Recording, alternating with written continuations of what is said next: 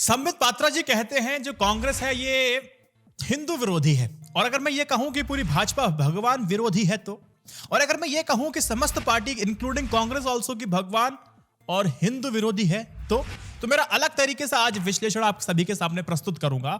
और दूसरी बात जो मैंने आपसे पहले कहा था ना कि योगी आदित्यनाथ की जो सामने जो चुनौतियां हैं वो खुद नरेंद्र मोदी जी कैसे पेश करेंगे, और वो कर दी है। जो हम कहते हैं वो लगातार लमसम हो ही जाता है। आप प्लेलिस्ट देखेंगे आपको समझ में आ जाएगा। फिलहाल मैं आपको बताता हूं कि आप सभी को पता है कि किसानों के लिए हमारे देश के अंदर कौन कौन शब्द प्रयोग किए जाते हैं। अन्नदाता, किसान, मतलब पता नहीं कौन कौन शब्द याद भी नहीं आ रहे इस समय मुझे, मतलब बहलाने फुसलाने की बात की जाती है। लेकिन हालात दोनों ही सरकारों में 70 साल के में, जिसमें नरेंद्र मोदी की सरकार भी है, अटल बिहारी वाजपेयी की भी सरकार है, इसमें कांग्रेस की भी सरकार है। तो जब नरेंद्र मोदी की सरकार ने कहा कि हम 2022 तक किसानों की आय दुगना करेंगे, तो इसका मतलब यह है कि पिछले सालों से लगातार किसानों की हालत सुधरी नहीं है। वो किसान कर्ज ले रहे थे, वापस नहीं कर पा रहे थे और आत्महत्या कर रहे थे। ये सिलसिला रुका नहीं था, लेकिन ये सिलसिला रोकने के लिए किसान बिल लाए जाते हैं। लेकिन किसान बिल के अंदर कुछ ऐसे प्रावधान होते हैं जो किसानों की आपत्ति को बढ़ा देते हैं। आपत्ति की विरोध शुरू हुआ, सरकार ने पीछे कदम खींच लिए। और फिर नरेंद्र सिंह तोमर साहब कहते हैं कि किसानों को बिल लेने का मतलब ये नहीं है कि हम इस बिल को री इंट्रोड्यूस नहीं करेंगे। मुझे पूरी उम्मीद है कि जैसे ये इस बिल को दोबारा से अगर री इंट्रोड्यूस भी करेंगे तो इसमें पर्याप्त मात्रा में चर्चाएं नहीं होने वाली, क्योंकि हमने लास्ट अभी देख लिया कि किसान बिल वापस लेने के बाद जब एक बिल को इंट्रोड्यूस किया गया था आधार और वोटर आईडी कार्ड वाला, तो उसमें भी विपक्ष की नहीं सुनी गई थी। पॉइंट नंबर 1, आखिर मैंने ऐसा क्यों कहा कि जितनी पार्टी है वो भगवान विरोधी है। आप एक बात मुझे बताइए कि हमारे देश में किसानों की हालत क्या है। ये आंकड़ा आपको अपने आप बता देगा कि हालत बहुत अच्छी नहीं थी। देखो, सनातन धर्म की बात करने वालों, तुम सनातन धर्म को खुद नहीं पढ़ते और मुझे ज्ञान आकर के देते हो कमेंट सेक्शन में कि आपने एक श्लोक पढ़ लिया और आपने बस अपना ज्ञान देना शुरू कर दिया। अब देखो कहते क्या है, इस शब्दों के मायावी जाल में आप लोग फंसते हैं, बीजेपी के हम नहीं फंसते हैं, कांग्रेस के मायावी जाल में आप फंसते हैं, हम नहीं फंसते हैं। मैं किसानों को भगवान का दर्जा देता हूं। क्यों देता हूं समझिए। इस संसार को रचने वाले कौन है? भगवान ब्रह्मा जी। इस संसार की रक्षा करने वाले कौन है? भगवान विष्णु। इस संसार का संहार करने वाले कौन है? भगवान शंकर। स्थिति लयोद्भव आदि करता, ये सूक्ति है और सूक्ति के ऊपर मैंने आपको अर्थ बता दिया। अब किसान भी भगवान है, अब इसके बारे में समझ लीजिए साहब। जब किसान खेती करता है तो वो फसल को पैदा कर रहा होता है। फसल की बुआई कौन करता है? किसान करता है, यानी कि वो भगवान ब्रह्मा बन जाते हैं। और जब किसान उसकी रक्षा करता है, फसलों की रक्षा करता है, तो किसान कौन बन जाते हैं? भगवान विष्णु बन जाते हैं। जब फसल की कटाई सिर्फ वो करता है तो किसान, वही किसान फिर शंकर बन जाते हैं। ब्रह्म ईश, तीनों भगवान के दर्शन किसानों के अंदर होते हैं। और किसानों की हालत 70 सालों से लेकर के अब तक नहीं सुधरी है। और आप 2022 तक दुगनी आय करने की बात कहते हैं। अगर आप कोशिश कर रहे थे कि हम इनकी हालत सुधारेंगे, तो वो हालत आज तक नहीं सुधरी किसी पार्टी के थ्रू। आप भगवान विरोधी हैं, आप इस बात को मानिए। अगर आप किसान विरोधी हैं तो आप भगवान विरोधी भी माने जाएंगे। और किसान विरोधी वही व्यक्ति है जो किसानों के बारे में ना सोचे। हिंदू विरोधी वही है जो हिंदू के बारे में ना सोचे। ठीक है, समझना। आप लोग कहते हैं ना कि संबित पात्रा कहते हैं कि हिंदू विरोधी हैं। आपके कई सारे डिबेट्स देखिए जिसमें आप जनरलाइज तरीके से आप ये कहते हैं कि मुस्लिमों के लिए ही कांग्रेस बहुत कुछ करती है, हिंदुओं के लिए कुछ नहीं किया। अच्छा साहब, एक बात बताइएगा, आगे मैं तर्क दूंगा कि आप कहना क्या चाहते हो, और मैं आपके सामने जो तर्क पेश करूंगा ना उसकी काट आपके पास होगी भी नहीं। किसानों की हालत यूपीए के समय अगर आप देखें कौन सी अच्छी थी।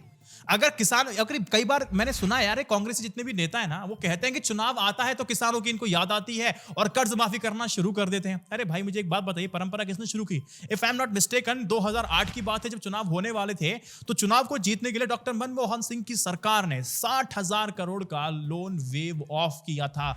और लोन जो वेव ऑफ होता है ना, वो किसानों की समस्या का हल नहीं करता है, वो उसको बढ़ा देता है। इस पे मैंने पहले बहुत बात कर रखी है डॉक्टर मनमोहन सिंह की सरकार पर। तो फिलहाल आपको समझना बहुत कुछ है और मैं समझाना बहुत कुछ है।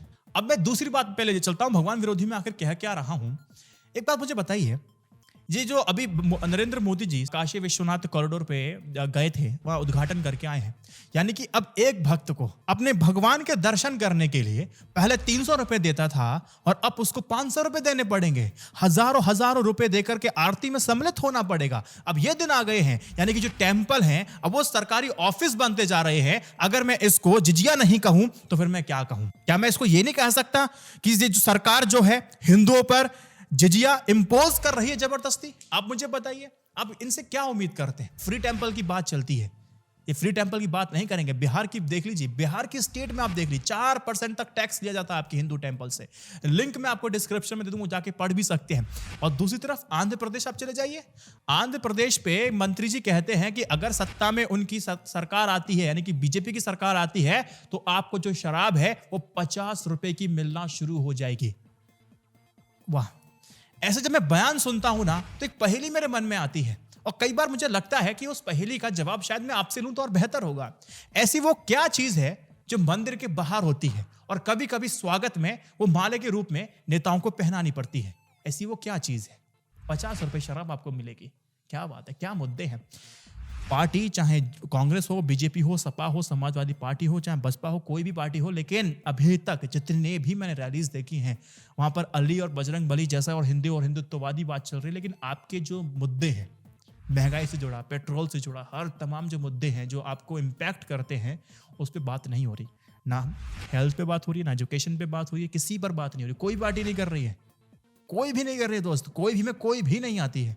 समझिएगा इस बात को। अब देखो, मैं दूसरी बात करता हूं हिंदू विरोधी की। संबित पात्रा जी, जो आप कहते हैं ना कि जो हिंदुओं के बारे में ना सोचे, वो एक हिंदू विरोधी पार्टी है, और बीजेपी ऐसी पार्टी है जो हिंदुओं के बारे में सोचती है। आपका ये बहुत ज्यादा जनरलाइज जो स्टेटमेंट है ना, इसका मैं काट करना चाहता हूं। देखो, सिंपल सी बात है दोस्त, योगी आदित्यनाथ का ये ट्विटर हैंडल देखिए, इसमें आप बहुत बड़ी बड़ी भीड़ देख रहे होंगे।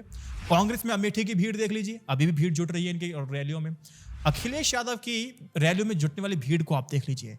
इस भीड़ को देखने के बाद आप इसको अपने हृदय में उतार लीजिए और दिमाग पर जोर डालिएगा। अभी क्या ओमिक्रॉन खत्म हो गया? नहीं हुआ है, ओमिक्रॉन खत्म नहीं हुआ है। अच्छा, अब मैं आगे अपनी बात कहूं तो पहले मैं कांग्रेस को कुछ याद दिला देता हूं। जब पश्चिम बंगाल में चुनाव था तो कांग्रेस ने अपना जो कैंपेन था क्यों बॉयकॉट कर दिया? उसने कहा था कि कोरोना के केसेस लगातार बढ़ते जा रहे हैं, अब हम ऑनलाइन, यानी कि ऑनलाइन कैंपेनिंग करेंगे।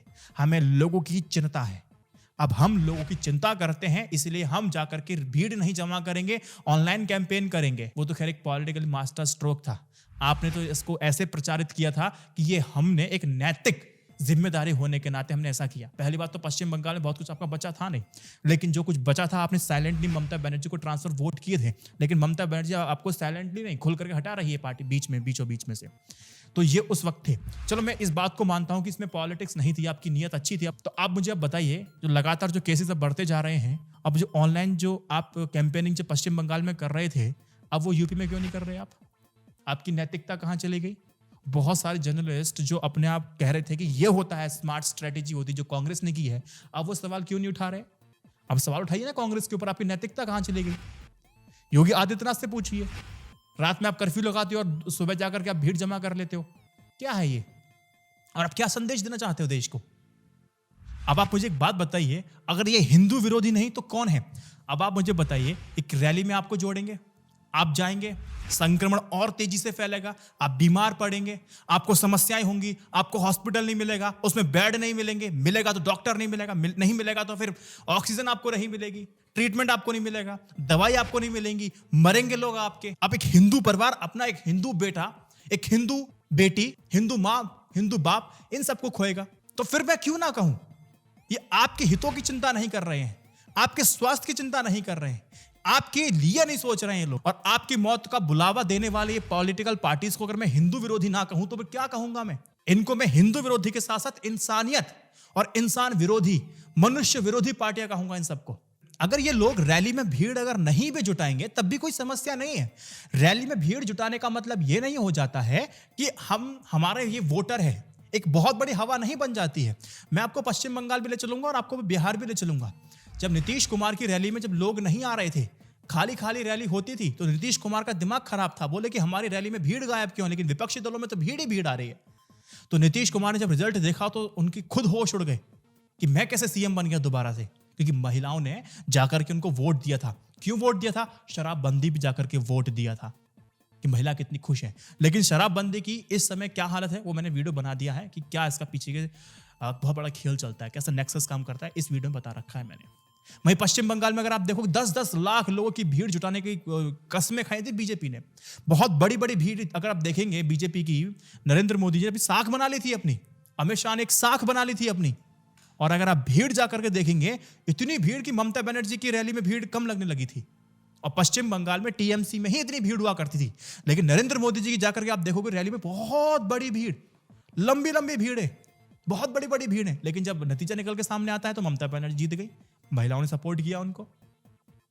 ऐसी हमने देखा कि यूपी को लड़कों का साथ पसंद है, भीड़ ही भीड़ दिख रही है, लेकिन चुनाव में कौन निकल के सामने आता है?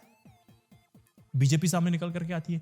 ये भीड़ इकट्ठा करना जब जीत का पैमाना नहीं है तो आप लोग ऑनलाइन शिफ्ट क्यों नहीं होते कैंपेनिंग के लिए? लोगों की जिंदगी बचेगी भाई, आप पे बर्डन बचेगा और आप अपना काम कर सकेंगे। जो डॉक्टर बेचारे खड़े हुए हैं ना, उनसे बात करने का भी टाइम आपको और आपके पूरे ऑफिस को मिलेगा, आपके लोगों को मिलेगा, आपके मंत्रियों को मिलेगा। सिंपल सा लॉजिक है, कौन सी बड़ी बात है?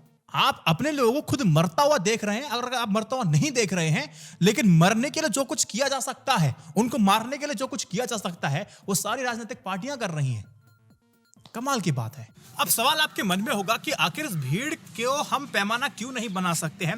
इसकी एक सिंपल सी वजह है। पहले जब लोग आते थे वो विचारों को, नेताओं को सुनने आते थे, अपने नेताओं को, लेकिन अब क्या है, जो आपको भीड़ दिखाई देगी वो एक सिंपल भीड़ होती है, पैसे और लालच वाली। आपको एक बात बताता हूं कि जब जितनी पार्टी जो होती है, ये जब टिकटें बांटती हैं तो इनकी एक पहली शर्त होती है कि कौन कितना बड़ा नेता कितनी बड़ी भीड़ ला सकती है, उसमें से एक क्राइटेरिया आपको हम टिकट देने का रखते हैं। तो इसमें क्या होता है कि जिस व्यक्ति को टिकट के लालच है तो कहता है कि हाँ, मुझे आज भीड़ इकट्ठी करनी है तो मुझे पैसे भी देने को, खाने को देना चाहिए, बस के लिए पैसे देना पड़ जाए, मुझे कुछ भी करना पड़े, वो सारे काम करता है, तब इस भीड़ को ले जाकर जुटाता है। इसीलिए जो आप देखते हैं वही व्यक्ति, एक व्यक्ति चारों सभाओं में जाता है और वही व्यक्ति आपको लगभग हर जगह मिल जाएगा। तो भीड़ ऐसे व्यक्तियों की बहुत ज्यादा होती है। अब लोकप्रियता इस बात से मत नापना कि भैया इस पार्टी में इतनी भीड़ है और इस पार्टी में इतनी भीड़ है, क्योंकि रिजल्ट मैंने आपको बता दिए हैं। भीड़ का मतलब लोकप्रियता से बिल्कुल नहीं होता और भीड़ का मतलब आप रिजल्ट से बिल्कुल नहीं लगा सकते। तीसरी बात मैं आपको बताता हूं, बात तो खत्म करता हूं।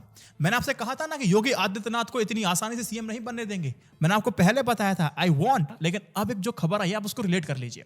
देखिए, अभी खबर आई है कि जो नए चीफ सेक्रेटरी है ना, डीएस मिश्रा जी, सीधे केंद्र से लाए गए हैं और योगी की टीम और योगी जी खुद सख्ते में है, क्योंकि एक ऐसी फाइल पहुंचाई गई है भाजपा के खेमे के द्वारा जो योगी की परेशानी को बढ़ाने वाली है। अब देखो, फाइल पहुंच चुकी है, कई सारे केसेस उसमें ओपन एंड शट वाले केसेस हैं भैया, सीधा मतलब इसमें स्कैम हुआ है, कुछ इस तरह की जानकारी सामने निकल करके आई है। अब उस फाइल को फिर चुनाव में इस्तेमाल किया जाएगा, ध्यान रख। ये देख लीजिए, जो अभी हैंडपंप का 600 करोड़ रुपए का घोटाला हुआ है, जो बीजेपी की जो एमपी हैं गुमनाम सिंह डामोर, उन पर एफआईआर दर्ज कर ली गई है। जब मीडिया उनसे पूछता है बात करने के लिए कि ये जो एफआईआर आप पे हुई है उसके बारे में कुछ बताइए, और जो 600 करोड़ का जो आप पे आरोप लग रहा है इसके बारे में कुछ कहिए, तो वो मीडिया से बचते बचते साफ दिखाई दिए थे। अब एक बात समझ लीजिए, यानी कि चुनाव तक योगी आदित्यनाथ के पास तो कमान है। चुनाव जीतने के बाद और विधायकों के टिकट कटने के बाद लमसम स्थिति कुछ ऐसी बन जाएगी कि अगर बीजेपी चुनाव जीत करके आ भी जाती है तो योगी आदित्यनाथ की जो कुर्सी है वो कुर्सी निकाल ली जाएगी, और योगी आदित्यनाथ अगर जीत जाते हैं तो आप ठीक है, अगर आप नहीं जीतते हैं तो आपका मठ आपका तैयार कर रहा है। तो ये जो आपने देखा, जो मिश्रा जी जो आए हैं, ये उसी कवायद की एक कड़ी समझ लीजिए। ये अलग अलग तरीके से अलग अलग खबरों का विश्लेषण मैंने किया, लेकिन फिलहाल इसमें आप ये समझिए कि अगर चुनाव आगे टल जाते हैं और नहीं भी अगर टलते हैं तो आप ये देखना कि जो सीटें का जो बंटवारा हो रहा है उसमें योगी आदित्यनाथ के कितने समर्थक थे और कितने नहीं थी, इसको आपको ध्यान में रखना है। बार बार मैं आपसे कह रहा हूं, इस नब्ज को आपने यहां पकड़ लेनी है, तुरंत इस बात को पकड़ लीजिए। इस वीडियो को 3 व्हाट्सएप ग्रुप में शेयर करेंगे। INI न्यूज़ इंडिया की जर्नलिज्म को सपोर्ट करने के लिए यूट्यूब और पेटीएम मेंबरशिप जरूर लीजिएगा। जय Hind, Vande Mataram, stay updated, stay educated, सत्यमेव जयते। नमस्कार।